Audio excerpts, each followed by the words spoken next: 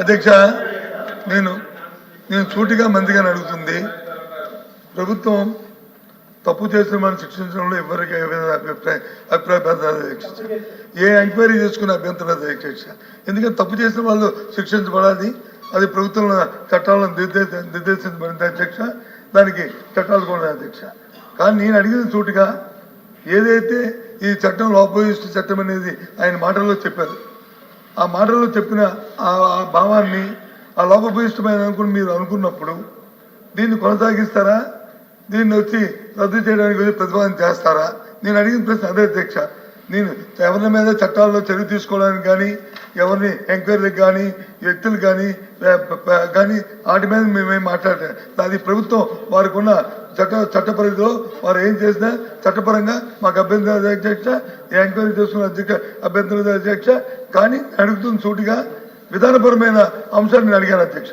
నేను అడిగింది ఆ విధానపరమైన అంశాన్ని దయచేసి గౌరవ మంత్రి గారిని చెప్పవలసిగా సభ ద్వారా ప్రధాని గారిని చెప్పవలసిన కోరుతున్నాను అధ్యక్ష.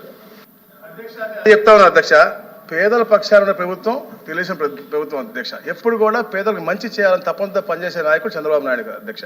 వాళ్ళలాగా పేదలు అడ్డు పెట్టుకుని ఎప్పుడు కూడా దోచుకోవాలని చెప్పి ఆలోచించలేదు అధ్యక్ష. ఇది జరిగింది గతంలో కాబట్టి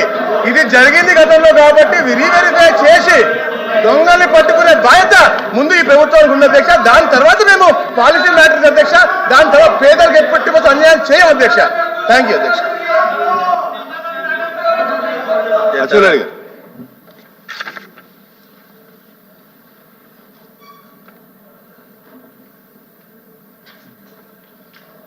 అధ్యక్ష, గతంలో ఏం జరిగిందంటే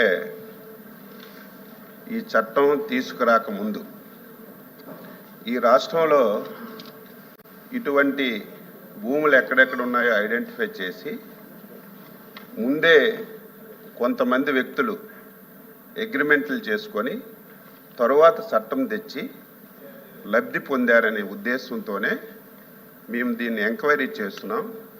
పేదవాడికి ఎట్టి పరిస్థితుల్లో అన్యాయం జరగదు. ఈ ప్రభుత్వం పేదవాడి పక్షాన ఉంటుంది. ఈ చట్టంలో కొన్ని లోపాలు ఉన్నాయి. ఈ లోపాలన్నీ కూడా సరిచేసి ఇప్పుడు ఏదైతే పేదవాడు ఇన్ని సంవత్సరాల తర్వాత అమ్ముకోవడానికి, ఏదైతే దళితుడు ఇన్ని సంవత్సరాల తర్వాత అమ్ముకోవడానికి, ఫ్రీడమ్ ఫైటర్ ఇన్ని సంవత్సరాల తర్వాత అమ్ముకోవడానికి కొన్ని చట్టాలు ఉన్నాయి అధ్యక్ష. వీళ్ళు సొంతంగా లబ్ధి చేకూర్చడానికి ఒక ప్రత్యేకమైనటువంటి చట్టం తీసుకొచ్చారు కాబట్టి ఒక్కొక్క దగ్గర అధ్యక్ష 10,000 ఎకరాలు, 20,000 ఎకరాలు, 40,000 ఎకరాలు ఒక్కొక్క వ్యక్తి ఒక కూటమిలాగా ఏర్పడి అన్యాక్రాంతం చేసి రిజిస్ట్రేషన్లు చేసుకున్నారు. దీని మీద చర్చించవలసిన అవసరం లేదా? దీని మీద తరోగా ఎంక్వైరీ చేయవలసిన అవసరం ప్రభుత్వానికి లేదా? మళ్ళీ చెప్తున్నాం, రాష్ట్ర ప్రభుత్వం తరపున పేదవాడికి ఎక్కడ అన్యాయం జరగదు.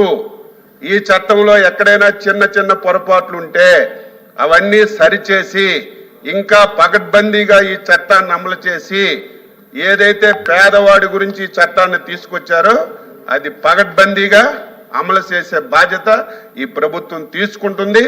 ఎవరు దీన్ని అనుమానించవలసినటువంటి అవసరం లేదని మీ ద్వారా ఈ రాష్ట్రంలో ఉన్నటువంటి ఈ చట్టం ద్వారా ఎవరైతే లబ్ధి పొందాలని భావిస్తున్నారో వాళ్ళందరికీ స్పష్టమైనటువంటి హామీ ఇస్తున్నాం. Question number 13515, Minister for Roads and Buildings.